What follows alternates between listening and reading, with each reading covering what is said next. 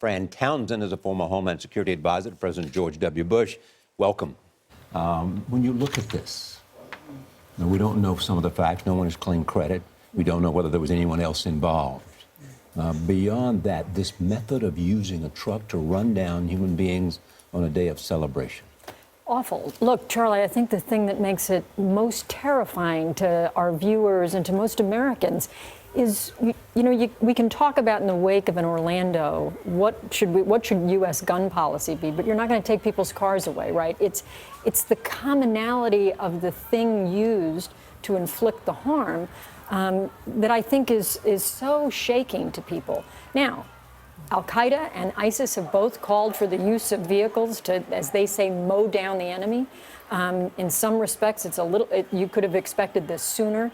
The fact that he used a truck is what allowed him to sort of, in just an awful way, tragic way, be able to go for such a long period of time.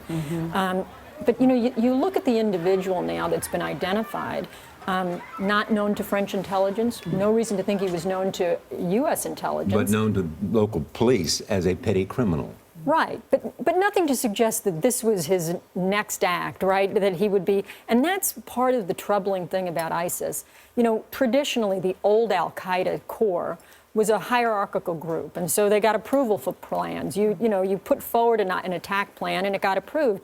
This is not that kind of a group, right? ISIS now has proven themselves to be this decentralized movement where individuals are self-radicalized and self-initiated in these kinds of attacks, which make them much more difficult to predict and prevent. It's so frightening to me, Fran. It's high holiday season. There were a lot of tourists there at this event. How do you possibly protect against a soft target from someone who clearly doesn't mind dying? He doesn't need an escape plan because he figures he's not coming out of this alive and doesn't care. That's right. I mean, this is in the wake of the Bataclan and the Paris attacks. Law enforcement, Charlie Hebdo, folks talked about the difficulty.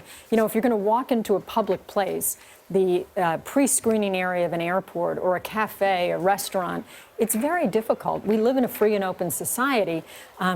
It puts a lot of pressure on the intelligence community to try and identify these people before they act, because if you wait until that moment of the attack, it's much more difficult. France, again, can you say it's a failure of French intelligence? I don't think you can. I mean, this is not somebody, based on what we're being told now, there's no reason to think he was known to French intelligence. His petty criminal record should not have tripped anybody up. But I think right now, law enforcement officials, intelligence officials are looking. What do we know about him, his contacts, his email? Are there surveillance that we could have known him, his travel? We're hearing now that he did not ever travel to the United States, but those are the sorts of pieces. And with 2 American victims, of course, the FBI will now have jurisdiction to open up a counterterrorism investigation here. He was not on any no-fly list as far as we know at this hour. That's right. The response, Hillary Clinton has called for a, quote, intelligence surge and more sharing of data with other countries. Trump is calling for tighter restrictions on immigrants coming to the U.S. Do you see either of those as preventing an attack like this? No. I mean, look, everything you can do to mitigate the next attack, we ought to do. We need certainly better screening of those coming into the country. We know that.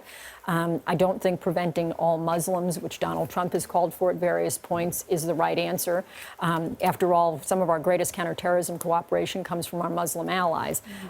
Certainly, there is greater pressure on the intelligence community, and so greater resources, both to the intelligence community and law enforcement, is going to be required if we're going to track everybody who's been identified in this country alone as a potential threat. One thing we have to do is figure out what it is that is causing these people to be radicalized. That's right. Early on.